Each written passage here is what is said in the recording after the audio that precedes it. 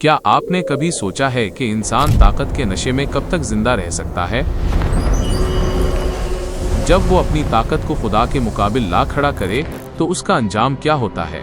یہ کہانی ہے ایک ایسی قوم کی جو پہاڑوں کو تراش کر گھر بناتی تھی، جو اپنی شان و شوکت پر فخر کرتی تھی، جو اپنے وقت کی سب سے مضبوط اور طاقتور قوم سمجھی جاتی تھی، لیکن وہ اللہ کو بھول گئے۔ وہ سمجھ بیٹھے کہ ان کی طاقت ہمیشہ رہے گی۔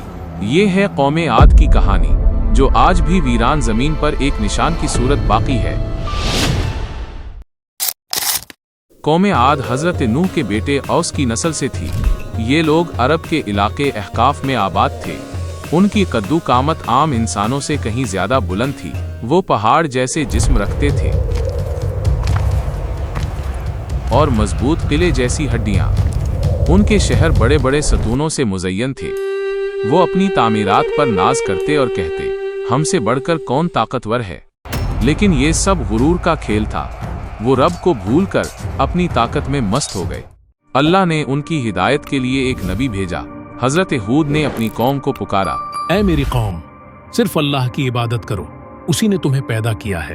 انہوں نے کہا، شکر کرو اس رب کا جس نے تمہیں قوت عطا کی۔ لیکن قوم نے کہا، ہود، تم بس ایک انسان ہو، ہم کیوں چھوڑیں اپنے معبودوں کو؟ وہ ہنسنے لگے، مذاق کرنے لگے۔ حضرت ہود نے پھر کہا، اے میری قوم، زمین پر فساد نہ پھیلاؤ۔ یاد کرو کہ اللہ نے تمہیں کیسے طاقت دی، تمہیں پچھلی قوم نوح کے بعد آباد کیا، تمہیں جسمانی قوت میں زیادہ بنایا، تو اللہ کے شکر گزار بنو۔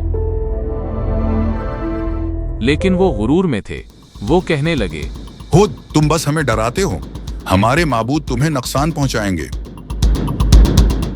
قوم عاد پہاڑ تراش کر محل بناتے تھے۔ ان کے شہر ارم ذات العماد کہلاتے تھے۔ یہ شہر ستونوں سے مزین اور دنیا میں اپنی مثال آپ تھے۔ وہ اپنے محلات دیکھ کر کہتے، ہم ہمیشہ رہنے والے ہیں۔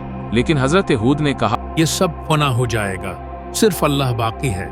قوم نے کہا، ہم پر عذاب لاؤ، اگر تم سچے ہو تو۔ یہی ان کی ہلاکت کا آغاز تھا۔ اللہ نے اپنی رحمت سے انہیں مہلت دی۔ بار بار ہود نے نصیحت کی، میری قوم اللہ سے پناہ مانگو، لیکن وہ روز بہ روز کفر میں بڑھتے گئے۔ انہوں نے ہود کا مذاق اڑایا، کہنے لگے، تم جھوٹے ہو، ہمیں مت ڈرایا کرو۔ تمہاری باتیں ہمیں خالی زمین جیسی لگتی ہیں، ہم پر کوئی عذاب نہیں آئے گا۔ ان کے دل پتھر ہو گئے اور پھر عذاب کے آثار ظاہر ہونا شروع ہوئے۔ پہلے بارش رک گئی، زمین سوکھ گئی، کھیت بنجر ہو گئی، ان کے باغات اجڑنے لگے۔ قوم پریشان ہوئی، وہ اپنے بتوں کے آگے جھکنے لگے، لیکن بارش پھر بھی نہ آئی۔ حضرت ہود نے کہا، اللہ سے مغفرت مانگو، وہ بارش برسائے گا۔ قوم نے انکار کیا۔ وہ ہود کی باتوں پر ہنستے رہے۔ پھر ایک دن آسمان پر کالا بادل چھا گیا۔ انہوں نے خوشی سے کہا، یہ بادل بارش لائے گا۔ لیکن وہ بادل بارش نہیں، عذاب لے کر آیا۔ اس میں ایک تیز اور تباہ کن آندھی چھپی ہوئی تھی، جو ان کے لیے موت کا پیغام تھی۔ یہ وہ لمحہ تھا جب عذاب شروع ہوا۔ آندھی چلنا شروع ہوئی، وہ نہایت سرد اور زبردست تھی۔ ہوا نے ان کے محلات ہلا ڈالے، درخت اکھڑ گئے، زمین پر گرد و غبار چھا گیا، ان کے چہرے خوف سے سفید پڑ گئے۔ لیکن اب وقت ختم ہو چکا تھا، یہ اللہ کا فیصلہ تھا۔ آندھی صرف ایک دن نہیں چلی، یہ 8 دن اور 7 راتوں تک مسلسل چلتی رہی۔ ہر طرف چیخ و پکار سنائی دیتی، انسان، جانور، کھیت سب تباہ ہو گئے۔ ان کے بڑے بڑے جسم ریت کی طرح زمین پر بکھر گئے، محلات ڈھیر بن گئے۔ وہ جو کہتے تھے ہم سے بڑھ کر کون ہے، اب مٹی میں دفن ہو گئے۔ قرآن کہتا ہے، کیا تم نے نہیں دیکھا کہ تمہارے رب نے عاد کے ساتھ کیا کیا؟ وہ جنہوں نے زمین پر بڑے بڑے ستون بنائے اور جن کی مثل کوئی اور پیدا نہیں کی گئی، لیکن وہ نافرمان ہوئے۔ اللہ نے ان پر عذاب نازل کیا، वो सफ़हा हस्ती से मिट गए, सिर्फ इबरत बाकी रह गई। हजरत हूद और उन पर ईमान लाने वाले बचा लिए गए। वो इस अजाब से महफूज रहे, क्योंकि अल्लाह अपने नबियों को ज़ाया नहीं करता।